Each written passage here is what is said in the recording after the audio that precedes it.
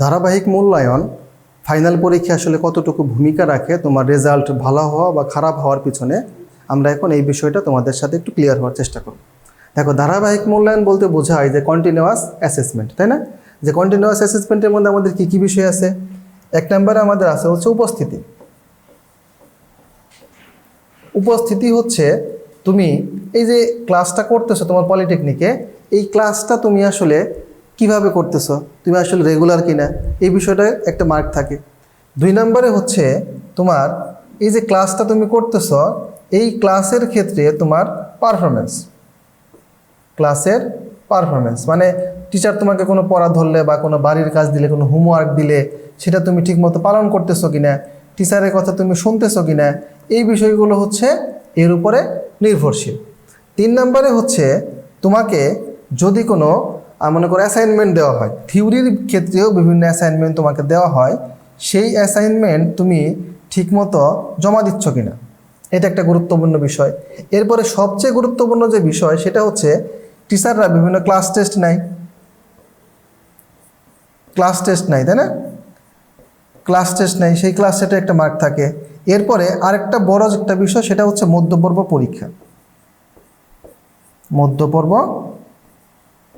পরীক্ষা, তাহলে এই মধ্যপর্ব পরীক্ষায় কিন্তু তোমার যদি মোটামুটি একটা ধরো 3 ক্রেডিট বা 4 ক্রেডিটের একটা সাবজেক্ট হয়, সেই ক্ষেত্রে কিন্তু মধ্যপর্ব পরীক্ষায় তোমার মোটামুটি 20 থেকে 30 মার্কের একটা প্রশ্ন হয়, তাই না? 25 থেকে 30 মার্কের একটা প্রশ্ন হয়। এখন এই যে বিষয়গুলো, এই বিষয়গুলো কিন্তু একদিনের বিষয় না। তুমি যদি ওই সেমিস্টার রেগুলার থাকো, তুমি রেগুলার পড়াশোনা করতেছ, ক্লাসে উপস্থিত হচ্ছ, ক্লাসের পড়া ঠিক মতো পড়ে যাচ্ছ, কোনো অ্যাসাইনমেন্ট দিলে সেটা করতেছো, হোমওয়ার্ক দিলে সেটা করতেছো, তোমার ক্লাসের পারফরমেন্স ভালো, তোমার ব্যবহার ভালো, আচার আচরণ নীতিনৈতিকতা তোমার ভালো, ক্লাস টেস্ট তুমি ঠিক মতো দিচ্ছ, মধ্যপর্ব পরীক্ষায় তুমি ভালো করতেছো, এই বিষয়গুলো যদি তোমার সামগ্রিক বিষয় ভালো হয়, তাহলে সেই ক্ষেত্রে কিন্তু তোমার ফাইনাল পরীক্ষায় ভালো একটা রেজাল্ট তুমি ক্যারি করতে পারো। এখন যদি এই বিষয়গুলো খারাপ হয়, তোমাকে একটু ছোট্ট আমি এক্সাম্পল দিচ্ছি। মনে করো এই সমস্ত বিষয়গুলো মিলিয়ে তোমার হচ্ছে 200 মার্কের একটা সাবজেক্ট, এই 200 মার্কের মধ্যে তোমার 90 মার্ক থাকে হচ্ছে ফাইনাল, তাই না?